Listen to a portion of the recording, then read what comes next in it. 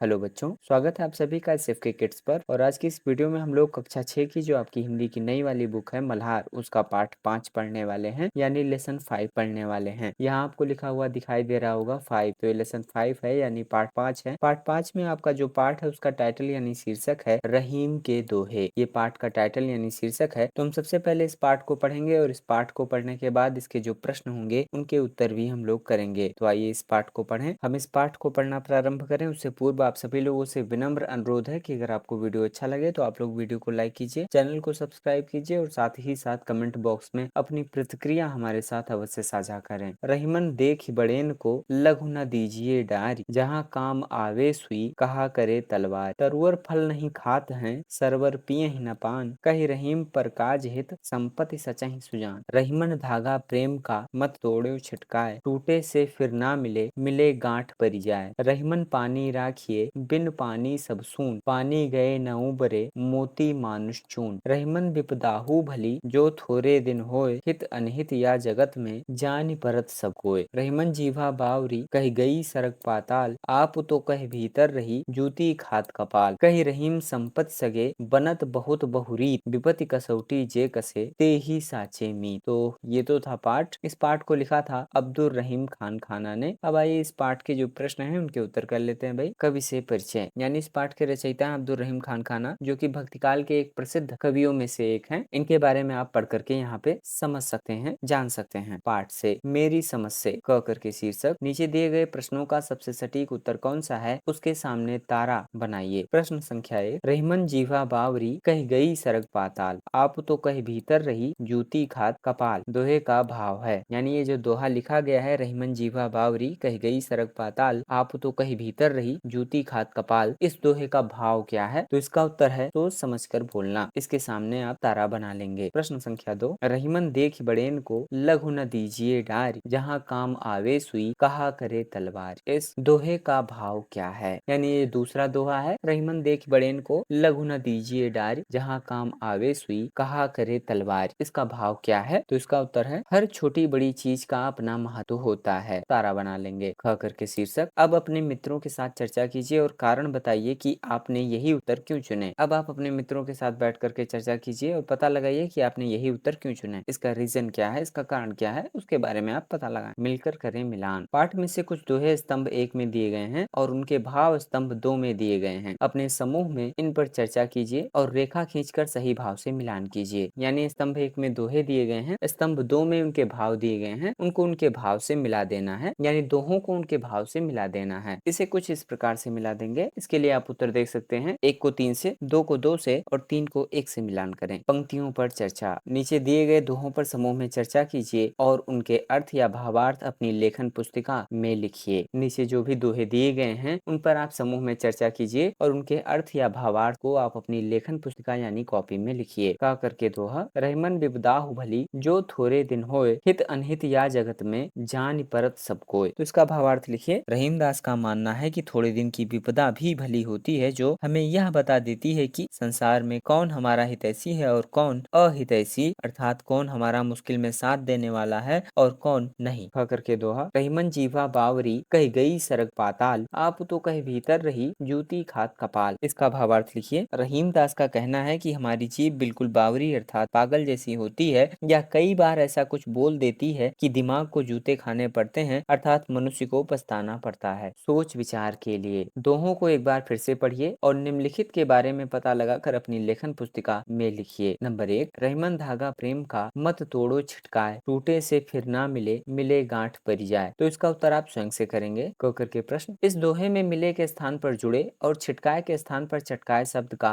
प्रयोग भी लोक में प्रचलित है। जैसे रहीमन धागा प्रेम का मत तोड़ो चटकाए, टूटे से फिर ना जुड़े जुड़े गांठ पड़ जाए। इसी प्रकार पहले दोहे में डारी के स्थान पर डार, तलवारी के स्थान पर तलवार और चौथे दोहे में मानुष के स्थान पर मानस का उपयोग भी प्रचलित है। ऐसा क्यों होता है? तो इसका उत्तर लिखेंगे। डारी के स्थान पर डार, तलवारी के स्थान पर तलवार, मानुष के स्थान पर मानस आदि शब्दों का प्रयोग थोड़ी सी दूरी पर बोली बदल जाने के कारण होता है। ख करके प्रश्न। इस दोहे में प्रेम के उदाहरण में धागे का प्रयोग ही क्यों किया गया है? क्या आप धागे के स्थान पर कोई अन्य उदाहरण सुझा सकते हैं? अपने सुझाव का कारण भी बताइए। तो इसका उत्तर लिखिए। कवि ने प्रेम के टूटने को धागे द्वारा दर्शाया है कि जिस प्रकार प्रकार धागा एक बार टूट जाए तो उसे जोड़ने के लिए गांठ लगानी पड़ती है, ऐसे ही प्रेम संबंधों में दरार आ जाए तो भले ही उन्हें फिर से जोड़ लिया जाए परंतु मनमुटाव रह ही जाता है। इसे हम अन्य उदाहरणों द्वारा भी समझ सकते हैं। जैसे नंबर 1 करके लिखें, नदी के जल से एक लोटा पानी ले लिया जाए तो उन्हें दोबारा नदी में मिलाया तो जा सकता है परंतु उसे उसकी सहोदर मित्र बूंदों से नहीं मिलाया जा सकता। ऐसे ही किसी से संबंध अगर टूट जाए तो दोबारा वैसे नहीं बन पाते। नंबर 2 डाल करके लिखिए, एक टूटे हुए लकड़ी के डंडे को प्रयत्न करके सिल भी लिया जाए तो हम पहले की भांति उसका प्रयोग नहीं कर सकते, हर बार ध्यान से प्रयोग करना पड़ेगा। नंबर 3 डाल करके लिखिए, एक कीमती कपड़े के फट जाने पर उसे कितना भी सिल लिया जाए लेकिन मन में उसका फटा होना खटकता ही रहता है। नंबर 2 करके प्रश्न, तरुअर फल नहीं खात हैं, सरवर पिए ही न पान, कहे रहीम पर काज हित, संपत्ति सचहि सुजान। इस दोहे में प्रकृति के माध्यम से मनुष्य के किस मानवीय गुण की बात की गई है? प्रकृति से हम और क्या क्या सीख सकते हैं? तो इसका उत्तर लिखें। प्रकृति के माध्यम से इस दोहे में मनुष्य के इस मानवीय गुण की बात की गई है कि जैसे पेड़ अपने फल नहीं खाते, सरवर अपना जल ग्रहण नहीं करते, ऐसे ही सज्जन धन का संचय स्वयं के लिए न करके दूसरों की भलाई के लिए करते हैं। प्रकृति से हम और भी गुण सीख सकते हैं, जैसे नदियों की जल की भांति निरंतर आगे बढ़ना, जिस प्रकार तपती गर्मी से बचाने के लिए वृक्ष छाया देते हैं वैसे ही दूसरों के कठिन समय में हमें उनकी मदद करनी चाहिए। दूसरा, फूलों की भांति अपने अच्छे कार्यों की सुगंध चारों ओर बिखेरनी चाहिए, सूरज की भांति अच्छे कार्य करने पर अपना नाम जग में चमकाना चाहिए। शब्दों की बात, हमने शब्दों के नए नए रूप जाने और समझे, अब कुछ करके देखें। शब्द संपदा, कविता में आए कुछ शब्द नीचे दिए गए हैं, इन शब्दों को आपकी मातृभाषा में क्या कहते हैं? लिखिए। तरवर शब्द को आपकी मातृभाषा में क्या कहा जाता है? तो यहाँ लिखिए पेड़, यहाँ लिखिए कष्ट, यहाँ लिखिए तोड़ना, यहाँ लिखिए सज्जन, यहाँ लिखिए तालाब, यहाँ लिखिए सच्चे, यहाँ लिखेंगे दिमाग। शब्द एक अर्थ अनेक, रहीमन पानी राखिए, बिनु पानी सब सून, पानी गए न उबरे, मोती मानुष चून। इस दोहे में पानी शब्द के 3 अर्थ हैं, सम्मान, जल, चमक। इसी प्रकार कुछ शब्द नीचे दिए गए हैं, आप भी इन शब्दों के 3-3 अर्थ लिखिए। आप इस कार्य में शब्दकोश, इंटरनेट, शिक्षक या अभिभावकों की सहायता भी ले सकते हैं। यानी ये जो दोहा दिया गया है इसमें पानी के 3 अर्थ हैं, सम्मान, जल, चमक। इसी प्रकार कुछ और भी शब्द हैं जिनके कई अर्थ हैं, तो उनके अर्थों को आपको लिखना है। इसके लिए आप शब्दकोश, इंटरनेट या फिर अपने टीचर या फिर अपने पेरेंट्स की सहायता ले सकते हैं। तो इसका उत्तर लिखिए कल, यहाँ लिखिए आने वाला कल, यहाँ लिखिए चैन या शांति, यहाँ लिखिए पुर्जा या मशीन। पत्र, इसके लिए लिखिए पत्ता, यहाँ लिखिए चिट्ठी, यहाँ लिखिए दल। कर, यहाँ लिख लीजिए हाथ, यहाँ लिखिए टैक्स, यहाँ लिखिए किरण। फल, यहाँ लिखिए परिणाम, यहाँ लिखिए खाने का फल, यहाँ लिखिए हल का अग्रभाग। पाठ से आगे आपकी बात, रहीमन देख बड़ेन को, लघु न दीजिए डार, जहाँ काम आवे सुई, कहा करे तलवार। इस दोहे का भाव है, ना कोई बड़ा है और ना ही कोई छोटा है, सबके अपने अपने काम हैं, सबकी अपनी अपनी उपयोगिता और महत्ता है। चाहे हाथी हो या चींटी, तलवार हो या सुई, सबके अपने अपने आकार प्रकार हैं और सबकी अपनी अपनी उपयोगिता और महत्व है। सिलाई का काम सुई से ही किया जा सकता है, तलवार से नहीं। सुई जोड़ने का काम करती है जबकि तलवार काटने का। कोई वस्तु हो या व्यक्ति, छोटा हो या बड़ा,